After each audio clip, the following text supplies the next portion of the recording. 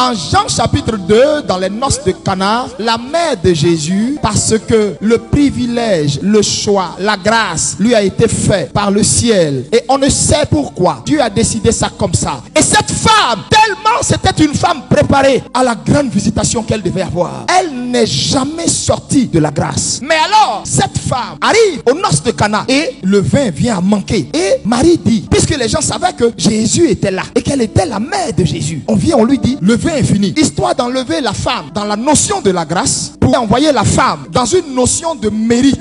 La femme va vers Jésus et elle lui dit, ils n'ont plus de vin. Et Jésus qui rétorque, qu'y a-t-il entre toi et moi, femme? Je me suis demandé, mais pourquoi ce jour-là il ne dit pas, qu'y a-t-il entre toi et moi, mère? Et il dit, femme, quel enfant qui est assez culotté pour appeler sa mère comme ça? Et il lui dit, ne sais-tu pas que mon heure n'est pas encore venue? Immédiatement, elle comprend que sur le coup, ses émotions ont parlé, ses sentiments humains ont parlé. Or, les sentiments et les émotions ne peuvent pas accomplir la volonté de Dieu. Les sentiments vont te pousser à faire de mauvais choix, à faire de mauvaises choses. Et plusieurs parmi vous, les difficultés, les blocages, tout ce qui se passe dans vos vies, ce sont les résultats de vos émotions. Quand vous prenez les décisions dans l'émotion, quand vous prenez les décisions à chaud, quand vous prenez les décisions au sentiment, très souvent, il y a 1000% que vous soyez dans l'erreur. Et quand Jésus dit, mon heure n'est pas encore venue, il voulait juste faire comprendre à sa mère, tu es du domaine de la chair, des choses humaines. Je suis du domaine des choses célestes, spirituelles. C'est pas la même horloge. Vous devez comprendre une chose. L'heure appartient aux hommes. Le temps appartient à Dieu. Le temps est l'horloge de Dieu. C'est pourquoi très souvent, les gens disent, Seigneur, il est l'heure, fais un miracle. Mon frère, Dieu ne marche pas sur l'heure. L'heure est une dimension humaine. Quand Dieu doit faire ces choses dans ta vie, Dieu ne fait pas ces choses en fonction de l'heure. Dieu fait ces choses en fonction du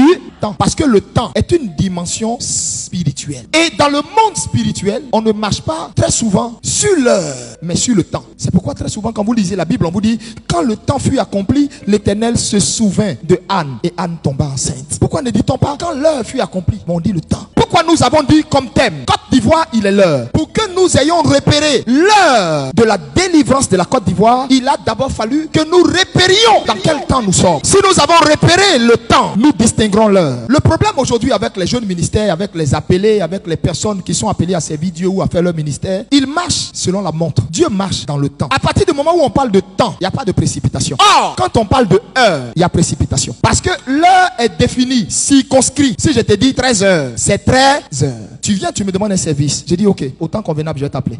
Je m'évite la pression parce que je ne t'ai pas donné une heure. Le temps duquel moi j'ai parlé, je ne l'ai pas défini. Mais quand je te dis le mardi, je t'envoie ça, j'ai défini mon temps. C'est la raison pour laquelle quand Dieu veut nous faire souvent des promesses, Dieu nous envoie dans le temps. Parce que Dieu vit dans le temps. Dieu est lui-même le temps. Comme on ne peut pas le définir, lui Dieu, il n'a ni commencement ni fin. C'est la raison pour laquelle tout ce que Dieu veut faire dans nos vies, Dieu le ramène dans le temps. Parce que dans le temps, Dieu se donne le temps de t'épurer. Dans le temps, l'action de Dieu, l'opération de Dieu se met en marche. L'homme veut sortir du cadre du temps pour aller dans le cadre de l'heure. Parce que l'homme est de nature impatient, pressé. Donc quand tu le mets dans le temps, ça n'arrange pas parce que c'est pas défini. Il a besoin d'une heure. Oh, Dieu marche pas comme ça. En fait, quand il dit je te bénirai, je rendrai ton nom grand, je ferai ceci par toi, il est en train de te définir qu'il y a un temps bien précis dans lequel lui, il entre maintenant avec toi. Et dans ce temps-là, il va réussir à faire de toi celle qu'il veut que tu sois, celui qu'il veut que tu sois, pour que le je te bénirai, je rendrai ton nom grand. Et au moment où ça vient là, tu es préparé, tu es équilibré, tu es posé, tu es calme, tu es mature, tu es spirituel.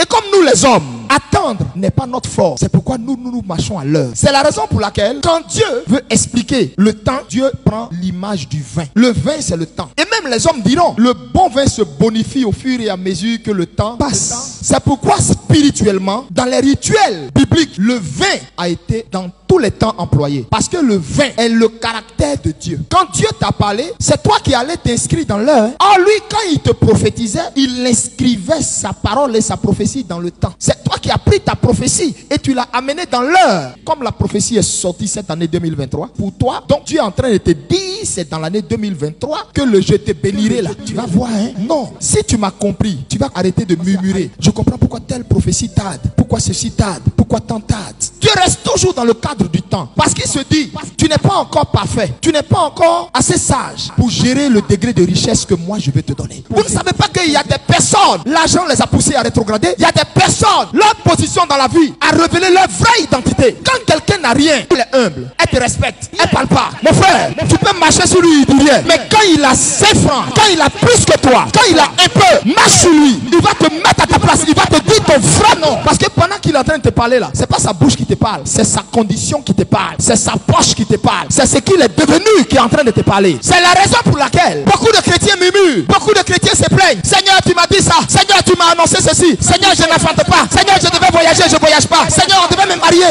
mais je ne comprends pas. La prophétie est passée. Est-ce que tu sais que de tous les hommes sur la terre, depuis Adam, il n'y a pas un homme qui a vécu un jour. Moïse dit, enseigne-nous à bien compter nos jours. La parole de Dieu dit, un jour devant Dieu sont 1000 ans. 1000 ans sont un jour. Dans le monde spirituel, le temps se compte en jours. Dans le monde spirituel, pour qu'un jour arrive, c'est 1000 ans qui finissent. Quand on rentre dans la 2000e année, tu es maintenant dans 2 jours. Dis-moi, depuis Adam, quel homme qui a vécu 1000 ans sur la terre? Or, la volonté de Dieu, c'est que l'homme ne meurt pas comme un homme quelconque. Car il dit, n'ai-je pas dit que vous êtes des dieux et vous mourrez comme des hommes quelconques? Son cœur lui fait mal. Parce que depuis Adam, parce que Adam a mangé la pomme, il n'y a pas eu un homme à cause d'Adam qui a vécu un jour. Dieu voulait juste que les 7 jours de la semaine, qui font 7000 ans, qu'il y ait un seul homme qui vive un jour. Il n'y en a eu aucun. Celui qui a failli se rapprocher de ça, c'était Methushélah qui a vécu 960 et quelques ans. Il lui fallait simplement arriver à 1000 ans pour que Methushélah ait vécu un jour devant Dieu. Quand toi tu mets à tes 70 ans et puis tu es content et puis tu dis j'ai vieilli, je suis heureux, Dieu te regarde et puis il rit. Dans le monde spirituel, tu n'as même pas fait un jour. Parce que un jour dans le monde spirituel, c'est 1000 ans. C'est ça qui fait que vous vous plaignez. Jésus a dit il va venir et puis il vient pas. Non, c'est pas que Jésus vient pas. Vous comptez pas de la même manière. Jésus vit dans la dimension spirituelle. Vous vivez dans la dimension humaine. Donc comme Jésus vous a dit je reviens bientôt, pour vous le bientôt là, vous vous êtes dit bon, tout au plus c'est peut-être dans 30 ans, Jésus va venir. C'est comme ça l'homme calcule. Or, pour Dieu, son un jour, c'est 1000 ans. Le monde spirituel fonctionne à une horloge qui s'appelle le temps, différente de votre heure. Et là-bas, le temps est compté par jour. Un jour fait 1000 ans. Pour dire, tu vois, comme il est né en avril, chaque 23 avril, il s'est dit il a 1 an. Et il est content. Dans l'agenda divin, on ne calcule pas comme ça. Dieu peut prendre quelque chose dans la dimension du temps. Et toi, tu peux rêver ça dans la dimension de l'heure. Tu as dormi, tu as rêvé que la sorcière qui fatigue votre famille, là, elle est décédée. Et depuis, tu ne comprends pas, elle ne meurt pas. L'année où tu as eu le rêve là, elle ne meurt pas. 2 ans, elle ne meurt pas. Pour finir, toi-même, tu doutes de ta grâce dans le domaine des songes. Tu te demandes si c'est Dieu qui t'a parlé ou bien si c'est ta chair ou si c'est génie qui t'a parlé. C'est pas comme ça le monde spirituel fonctionne. Dans le monde spirituel, Dieu peut prendre la fin d'une chose pour l'envoyer dans toi, ton présent. Or, c'est la fin, c'est l'aboutissement d'une chose. Mais quand tu as vu là, c'était tellement imminent que toi, tu crois que ça va se faire maintenant où tu as vu là. Oh, pourtant, le Seigneur m'a montré. Quand je regarde de ce côté, tous les malades tombent. Je marche dans un rayon de lumière. Aucune maladie ne me résistait. Et tu avais rendu mon nom grand. Mais regarde mon ministère. Je ne comprends pas. Ça n'évolue pas. Dieu peut prendre l'aboutissement d'une chose, la fin d'un travail qu'il a accompli, dans le cheminement qu'il prend avec quelqu'un. Dieu peut prendre le résultat de son dépouillement, de sa maturité spirituelle, le résultat de l'onction royale qu'il manifestait là. Et Dieu peut venir lui montrer ça dans un temps présent. Lui, il va penser que c'est demain matin que ça va se faire. Il va penser que c'est parce qu'il est sorti d'un jeûne de 40 jours qu'en même temps ça va se faire. Or, c'est la fin de quelque chose que Dieu lui a amené dans lui, son espace présent. C'est ce que les frères de Joseph n'avaient pas compris. Ils ont pris Joseph, comme l'enfant a expliqué son songe. Ils se sont dit, si on le tue, c'est comme ça les gens se disent, si celle-là on la tue, on va empêcher son bonheur, son mariage. Si on la tue, on va bloquer ce qu'elle est censée devenir. Vous voyez, c'est comme ça les frères de Joseph ont raisonné. Ses frères ont pensé que c'était dans l'heure où lui il était en train de parler. Donc la haine les a pris. Ils se sont jurés de le tuer pour empêcher ça de se manifester. Or, Dieu avait pris ça dans le temps, dans l'aboutissement de la vie de Joseph, dans la finalité de la vie de Joseph. Et Dieu a montré ça à l'enfant. Dieu ne leur avait pas montré le cheminement, le chemin par lequel ça allait se passer. Même ça, Joseph n'avait pas vu. Parce que le Seigneur ne voulait pas qu'il ait tous les contours pour le dire. C'est pourquoi laisse-moi te dire, les prophéties qui sont sur toi, c'est vrai, tu as parlé. Tu as dit aux gens ce que Dieu avait dit qu'il allait faire avec toi. Et tu te dis que c'est parce que tu as parlé que jusqu'à présent ça ne se fait pas. C'est faux. Joseph aussi avait parlé à ses frères. Mais pourquoi pour lui c'est fait? Écoute-moi. Quand Dieu te montre l'aboutissement de ta vie, il fait exprès de ne pas te montrer le cheminement, le processus. Pour ne pas que tu racontes. Or, pour détruire quelque chose, ce n'est pas sa fin. On détruit. C'est le processus qui va mener à la fin là. C'est ça on détruit.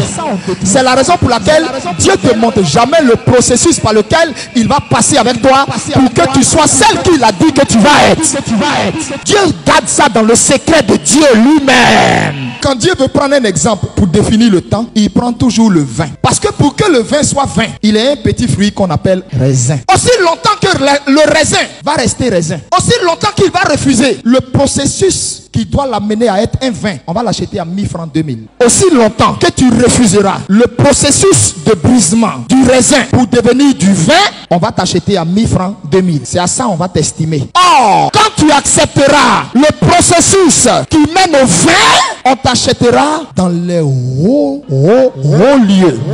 On te boira dans les palais. C'est pourquoi il dit en Jérémie 29, 11, car moi je connais les projets que j'ai pour toi. Et dans les projets que lui il a pour toi là, c'est que toi, ça soit les palais des rois, les palais des monarques, les palais des grands qui te boivent. Quand j'ai accepté l'identité spirituelle qu'il m'a présentée, Eli Pada, cela voulait dire Djedje Alain Cyril devait mourir pour que Eli Pada sorte de Djedje Alain Cyril. L'onction que je porte dans ce banal boubou de 1000 francs, fait pas 1000 francs. Je suis en train de te dire, tu es en train de jouer avec le calendrier divin. Tu es en train de jouer avec l'agenda divin pour ta vie. Il n'y a plus de temps, tu ne sais pas. Tu as épuisé ton temps.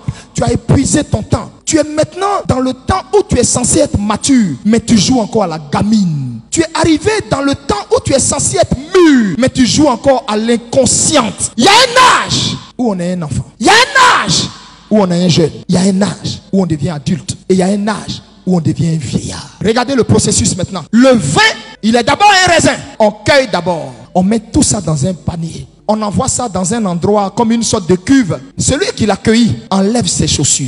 Il marche dans le raisin.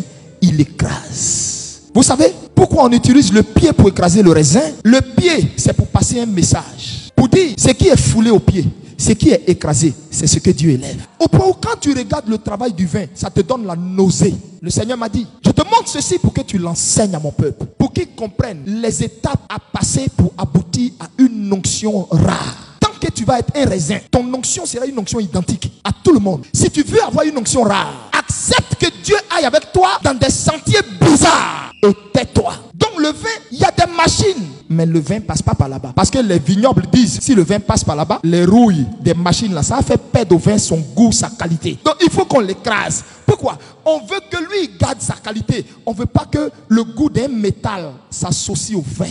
Le métal, c'est celui que tu appelles à l'aide. Le métal, c'est ton père, ta mère, ton oncle, le mari, le type que tu veux pas laisser, le gars, la maîtresse que tu veux pas laisser, la personne que tu appelles à l'aide pour empêcher le processus de Dieu avec toi. Parce que quand Dieu commence à t'écraser, quand il commence à te récupérer comme le raisin, et puis il enlève ses chaussures, et puis il t'écrase. Quand il t'écrase, dans l'écrasement là, c'est dedans tu peux pas payer maison. Dans l'écrasement là, c'est dedans même d'autres perdent leur travail. Dans l'écrasement là, c'est dedans même d'autres même perdent leur situation. Dans l'écrasement là, c'est dedans d'autres même sont malades. Mais Dieu fait exprès. La maladie là n'est point à la mort. La persécution là n'est point à la mort. Le peuple là n'est point à la mort. Dieu veut faire de toi un vin. Dieu veut te transformer.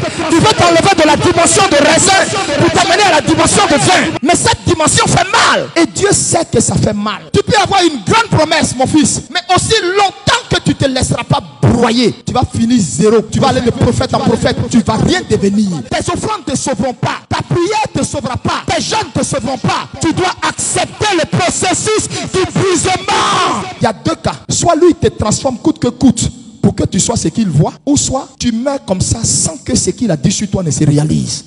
À toi de choisir. Et comme il ne veut pas qu'une odeur de métal vienne se mélanger à toi, tes mèches tu ne veux pas laisser, tes bijoux tu ne veux pas laisser, tes jeans plaqués pour qu'on voit tes formes tu ne veux pas laisser. Or tu es sa servante. Quand il te voit, il veut voir son épouse habillée avec pudeur, habillée avec respect. Et quand on finit de le broyer avec le pied, on le prend, on renverse son jus. Mais c'est pas tout. Après le pied, vous savez ce qu'on prend encore? On prend maintenant la main pour s'assurer qu'il n'y a plus de jus, il n'y a plus de reste. Tout est quitté en lui. Ce qui faisait sa fierté est quitté en lui. Quand on finit, on le jette dans la boue, dans la saleté. Et puis on conserve son jus. Maintenant son jus là, quand on le prend, on ne met aucun produit dedans. On prend et puis on ferme ça de sorte à ce que l'air n'entre pas. Pas d'oxygène, pas de secours, pas d'intervention, pas de pitié. Personne pour venir te sortir de là. Et tu es fermé de tous les côtés. Parce qu'on veut que le vin se fermente. S'il y a un petit trou pour que l'air entre, ça va gâter la fermentation. On ferme de sorte à ce qu'il n'y a même pas d'oxygène. C'est-à-dire, il te dépouille de sorte à ce que même pour attraper 5 francs, toi